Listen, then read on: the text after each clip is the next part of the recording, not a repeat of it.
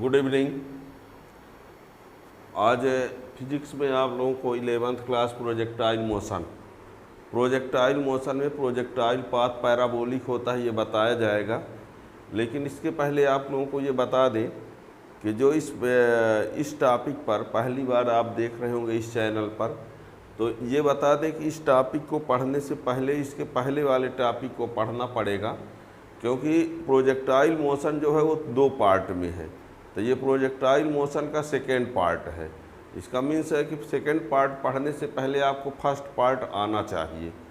तो जो मेनली जो 11th क्लास के स्टूडेंट होंगे, है ना, क्लास वाले, तो इसको पढ़ने से पहले इसके पहले वाले को ज़रूर पढ़ना पड़ेगा, क्योंकि आज हम प्रोजेक्टाइल मोशन क्या है हम ये नहीं बताएंगे इसमें डिटेल में, क्योंकि इसका पूरा लेक्चर पीछे का हो चुका है। अब प्रोजेक्टाइल मोशन की स्टडी 2 केस में करना पड़ता है, तो उनमें से एक केस भी हो चुका है। आज हम प्रोजेक्टाइल मोशन पार्ट सेकंड में सेकंड वाले केस को हम डिराइव करेंगे, ठीक है ना। तो टॉपिक है प्रोजेक्टाइल मोशन।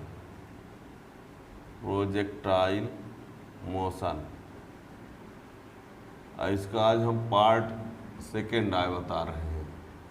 यानी हमने कल बताया था, यानी पीछे लेक्चर में, कि प्रोजेक्टाइल मोशन का स्टडी हम 2 केस में करेंगे। उन 2 केस में एक केस हो चुका है।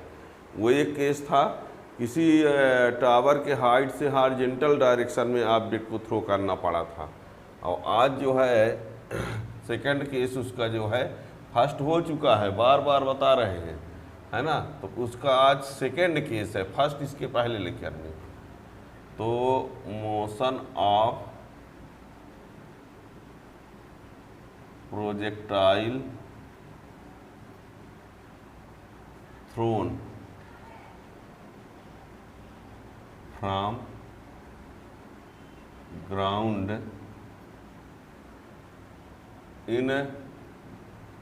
in direction making some angle with horizontal। ये motion of projectile thrown from ground in direction making some angle with horizontal. यानी ऑब्जेक्ट को जो फेंकना है वो हॉरिजॉन्टल से कुछ एंगल पर थ्रो करना है। कल जो क्या किया गया था कि हॉरिजॉन्टल डायरेक्शन में थ्रो किया गया था, यानी इसके पीछे लेक्चर की बात कर रहे हैं। कल मीन्स पीछे वाले लेक्चर में, ठीक है ना। तो हॉरिजॉन्टल डायरेक्शन में थ्रो कर रहे हैं, आज हॉरिजॉन्टल से कुछ एंगल बना के थ्रो करना है। यानी कल जो बनाया कल जब थ्रो कर रहे थे तो इस डायरेक्शन में, तो ये ऐसे हुआ था। आवाज़ जो है वो क्या करेंगे, ये हॉरिजॉन्टल से कुछ एंगल बना के ऐसे इस डायरेक्शन में थ्रो करेंगे, तो ये ऐसे आएगा, ठीक है।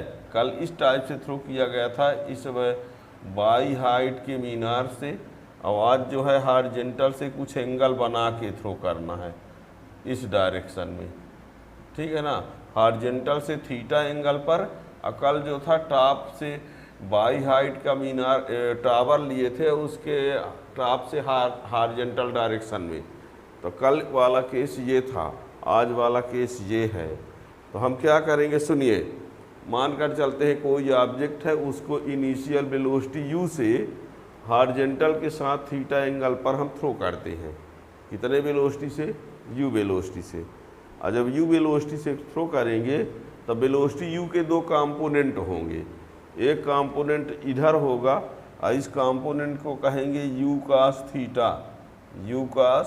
थीटा, और इस साइड में जो कंपोनेंट होगा वो u sin थीटा। जिसके साथ एंगल बना होता है वो हमेशा cos लिया जाता है, याद रखना। जिसके साथ एंगल बना होता है उस कंपोनेंट को cos में लेते हैं और उसके परपेंडिकुलर वाले को sin। और ये x डायरेक्शन का है। किस डायरेक्शन का है? तो इसलिए इसको ux बोल देंगे। ये y डायरेक्शन का है तो क्या बोल देंगे? uy, ठीक है ना। क्या कहा हमने? फिर से सुनना, फिर हम डिटेल में लिखेंगे, परेशान मत होना। क्या कहा हमने? कोई ऑब्जेक्ट है, इनिशियल वेलोसिटी u से हॉरिजॉन्टल के साथ थीटा एंगल पर हम थ्रो कर रहे हैं। तब उस वेलोसिटी u के 2 कंपोनेंट होंगे। एक कंपोनेंट u cos थीटा होगा x डायरेक्शन में और एक कंपोनेंट होगा u sin theta y direction में। अब आपको पता है कि एक्सीलरेशन ड्यू टू ग्रेविटी जो होता है एक्ट ऑलवेज वर्टिकली डाउनवर्ड, यानी बाई डायरेक्शन में एक्सीलरेशन ड्यू टू ग्रेविटी काम करता है तो ए बाई इक्वल टू माइनस जी होगा। क्यों होगा? ऑब्जेक्ट ऊपर जा रही है और ग्रेविटी नीचे काम करेगी, तो ए by equal to minus G. और एक्स डायरेक्शन में ग्रेविटी होती ही नहीं है, ध्यान रखना, मेन पॉइंट यही है। U x equal to u cos theta, u y equal to you sine theta, a by equal to minus g. Y direction में ग्रेविटी काम करेगी लेकिन ऑब्जेक्ट ऊपर तरफ जा रही, इसलिए माइनस जी लिखा गया है। और ये ए एक्स जो है एक्स डायरेक्शन में ग्रेविटी काम करती ही नहीं है, ग्रेविटी कभी एक्स डायरेक्शन में नहीं होता, वर्टिकल में होता है, मीन्स बाई डायरेक्शन में, तो ए एक्स इक्वल टू जीरो। ऐसा करने के बाद यदि आप पीछे लेक्चर पढ़े तो बहुत आसानी समझ में आएगा।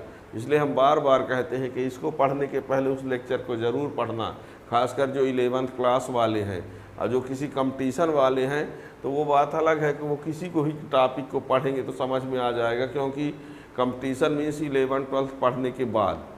और यदि 11th रनिंग क्लास में चल रहे हैं तो इसको पढ़ने के लिए इसके पहले तक आना चाहिए, ठीक है ना। तो ये तो अब इसके बाद क्या करेंगे, एक बार हम सेकंड इक्वेशन ऑफ मोशन लगा देंगे एक्स एक्सिस में और एक बार second equation of motion Y axis में लगा देंगे, तो पाथ का इक्वेशन आएगा। और जो इक्वेशन आएगा वो पैराबोला इक्वेशन टाइप का आएगा, जिससे यह कह दिया जाएगा कि प्रोजेक्टाइल पाथ पैराबोलिक होता है, प्रोजेक्टाइल पाथ पैराबोलिक होता है, ठीक है। अब लगता होगा सर प्रोजेक्टाइल मोशन ही क्या है? अरे बता तो दिया कि आप फर्स्ट पार्ट में देख लीजिए प्रोजेक्टाइल मोशन, उतना ही टाइम हम इसमें अब थोड़ी वेस्ट करेंगे। आपको बता तो रहे हैं कि इस पार्ट फर्स्ट को देख लीजिए, प्रोजेक्टाइल मोशन क्या है क्लियर हो जाए।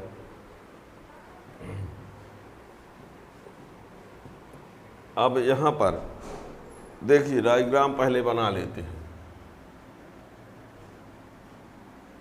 ये रहा एक्स एक्सिस, ये रहा वाई एक्सिस, यहाँ से ऑब्जेक्ट को हम थ्रो करेंगे किस वेलोसिटी से?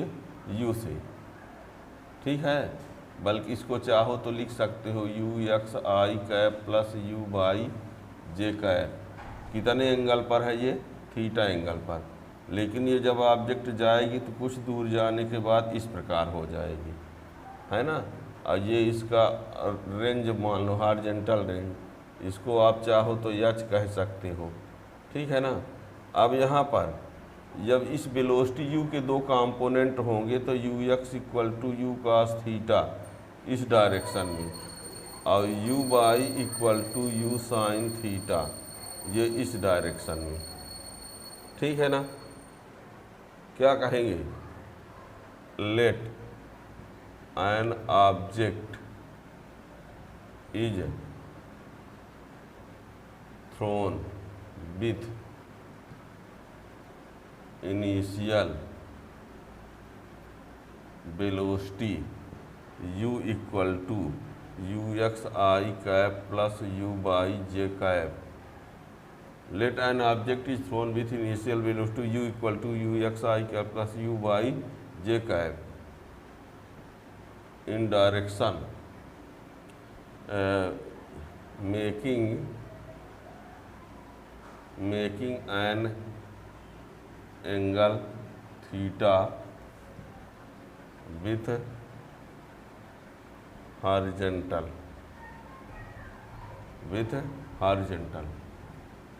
then it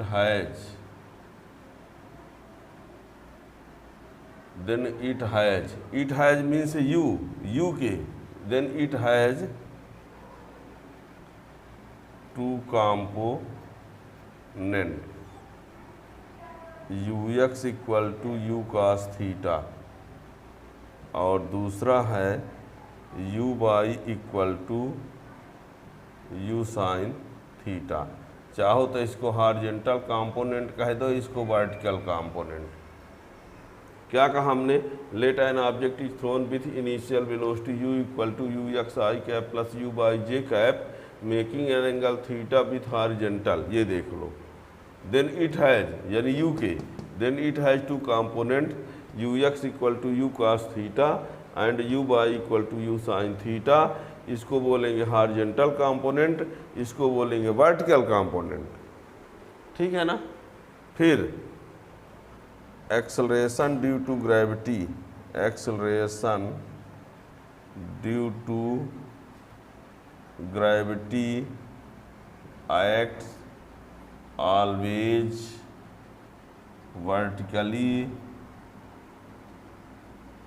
vertically downward.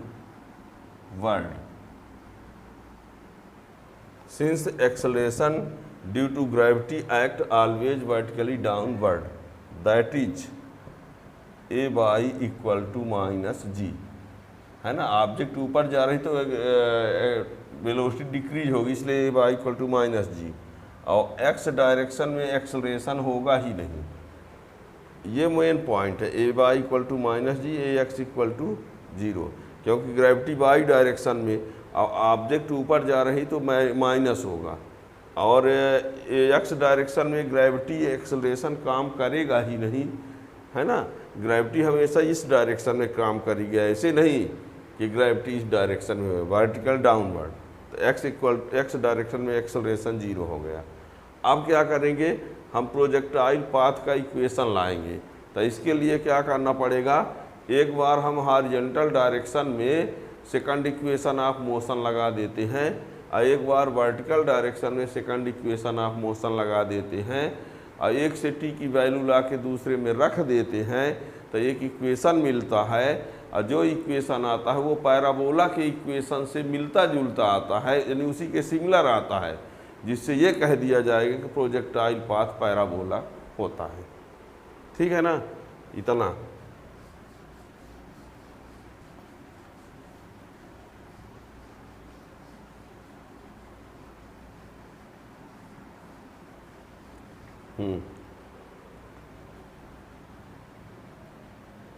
In X direction, horizontal direction बोल सकते, इन एक्स डायरेक्शन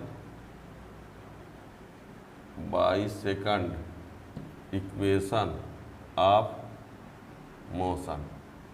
तो X equal to you X T plus half A X T square.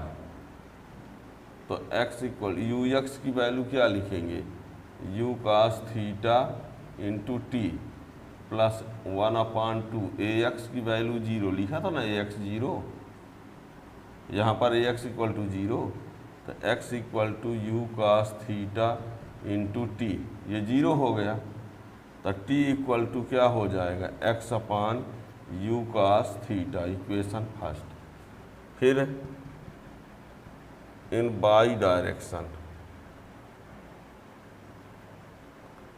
By second equation of motion, है ना।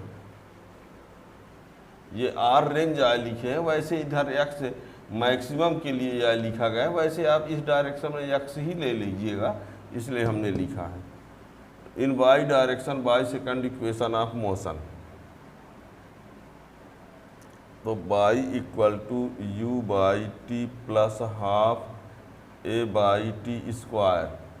तो by equal to U by कितना है, ये रहा, U sine theta T plus 1/2 minus G T square, by equal to you sine theta T minus 1/2 G T square. इस T की value यहाँ रख देते हैं, इस टी की वैल्यू को यहाँ पर रख देते हैं, और टी की वैल्यू को रख कर सॉल्व करते हैं, तो देखना क्या आएगा।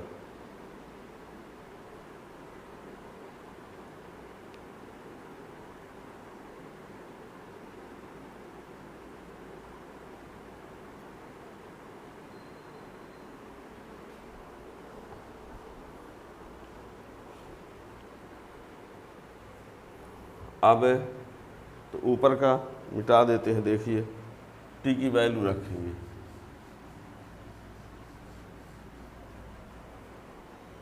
ये टी की वैल्यू यहाँ रखते हैं, देखना। तो by equal to you sine theta और टी की value x upon you cos theta minus 1/2 और ये जी और टी की value x upon you cos theta का स्क्वायर। आगे बढ़ते हैं, ये यू से यू, तो by equal to sine theta upon cos theta, sign theta upon cos theta, तो ये tan theta into x minus इसमें क्या हो जाएगा जी अपान ये 2u square cos square theta x square. देखो ये जी है चलेगा, 2 है चलेगा, u का स्क्वायर ये हो गया कास स्क्वायर थीटा और ये एक्स स्क्वायर, ठीक है। और ये बता दें ये इक्वेशन जो है this equation is in form of y equal to ax minus b x square where a equal to tan theta. देखो तो ये इक्वेशन इसके जैसे लग रहा है, ये इक्वेशन इसके जैसे लग रहा है, जहाँ a के बदले tan थीटा है, a के बदले tan थीटा और b के बदले क्या है, और b equal to g upon 2u square cos square theta. This equation is in form of this where a equal to this is, b equal to this is.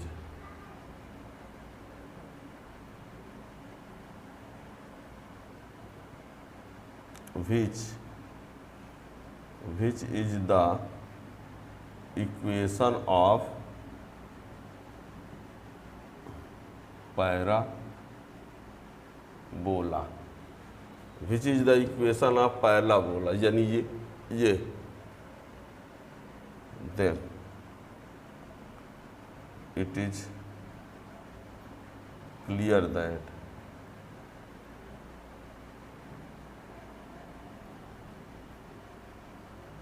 projectile path is parabolic। बहुत important है ना। It is clear that projectile path is parabolic. तो projectile path जो होता है वो parabolic होता है और इसको दो केस में हमने प्रूव किया और उन दो केस में से पहला केस जो है इसके पहले वाले पार्ट में है, उसमें लिखा होगा प्रोजेक्टाइल मोशन पार्ट से फर्स्ट, और आज ये है उसका सेकंड पार्ट में जब सेकंड केस में प्रूव किया तो आज का है प्रोजेक्टाइल मोशन सेकंड। आप लोगों को थोड़ा सा ये हम बताना चाहेंगे, कुछ बच्चे ऐसे होंगे जो ज़रूर कंटिन्यू हमारे इस चैनल में पढ़ रहे होंगे, तो उनको हम ये बताना चाहेंगे कि कुछ टॉपिक ऐसे हैं वेक्टर में, इस चैप्टर में, जो आपको लगता होगा सर ने मिस कर दिया है, लेकिन वो प्लेलिस्ट में आपको मिल जाएंगे। यदि आप नोटिफिकेशन के आधार पर पढ़ते होंगे कि हाँ सर इसके बाद का वीडियो ये है, इसके बाद का वीडियो ये है, लेकिन था क्या कि कुछ वीडियो पीछे वाले थे तो हमने इस प्लेलिस्ट में ऐड कर दिया है। तो जब आप प्लेलिस्ट में जाएंगे, जैसे उसमें एक है magnitude and direction of resultant vector by parallelogram's law of vector addition, ये हो गया तो वो पिछला वीडियो इस प्लेलिस्ट में ऐड है। Dot product of two vector इसमें ऐड है, cross product of two vector इसमें ऐड है। और इस वर्ष की ये वीडियो नहीं तो आप लोगों को लगता होगा कि सर ने इसको मिस कर दिया। प्लेलिस्ट में जाओगे तो पुराने वीडियो उसमें ऐड कर दिए गए हैं, तो आप उनको देख लेना, है ना। मिस नहीं है, वो उसमें ऐड है, वो पिछले वर्ष की वीडियो है। अब आप लोग नोटिफिकेशन से देखते जाते होंगे कि नया वीडियो ये आया, नया वीडियो ये आया, तो नए वाले का नोटिफिकेशन आता होगा। प्लेलिस्ट में हमने उसको ऐड कर दिया है क्रम से।